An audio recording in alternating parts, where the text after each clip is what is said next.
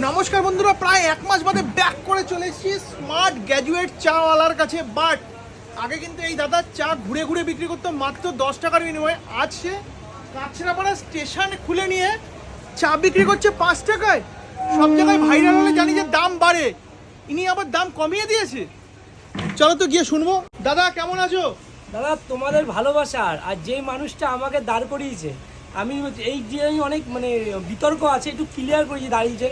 প্রথম আমার ভিডিও করে হচ্ছে রুবেল, তারপর ভিডিও করতে আসে তার ওই রুবেলের কথা শুনে এই দাদা, কিন্তু এই দাদার ভিডিও করা হয়েছে অরিদা আসে।